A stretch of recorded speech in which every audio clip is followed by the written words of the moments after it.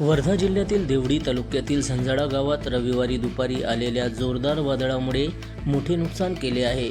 या वादळामुळे अनेक घरावरील टीनपत्रे आणि छपरे उडून गेली असून काही घरांचे मोठ्या प्रमाणात नुकसान झाले आहे। त्यामुळे ऐन पावसाळ्याच्या सुरुवातीलाच काही कुटुंबावर बेघर होण्याची वेळ आली आहे। मिळालेल्या माहितीनुसार या वादळात निरंजन धनस्कर आणि संजय गुडवे यांच्या घरांचे मोठे नुकसान झाले आहे। वादळामुळे घरातील टीनं उडाली असून काही ठिकाणी घरे कोसळल्याच्या घटनाही समोर आल्या आहे। घटनेची माहिती प्रशासनाला देण्यात आली असून संबंधित तलाठ्यामार्फत नुकसानग्रस्त भागाचा सर्वेक्षण करण्याची प्रक्रिया सुरू करण्यात येणार असल्याचे सांगितले जात आहे। गावकऱ्यांनी तहसीलदाराकडे निवेदन देत नुकसानग्रस्त नागरिकांना तातडीने आर्थिक मदत देण्याची मागणी केली आहे। दरम्यान खरीप हंगामाच्या तयारीसाठी शेतकऱ्यांनी आर्थिक नियोजन करून ठेवले होते, मात्र आता घराच्या दुरुस्तीसाठी मोठा खर्च करावा लागणार असल्याने शेतकऱ्यासमोर आर्थिक संकट उभे राहिले आहे।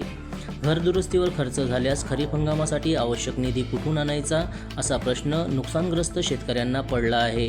त्यामुळे ज्या नागरिकाच्या घराचे नुकसान झाले आहे त्यांच्या घराचे पंचनामे तातडीने करून शासनाकडून आर्थिक मदत जाहीर करण्यात यावी अशी जोरदार मागणी गावकऱ्यांकडून करण्यात येत आहे। जनसमर्थन न्यूज, देवडी, जिल्हा अमरावती।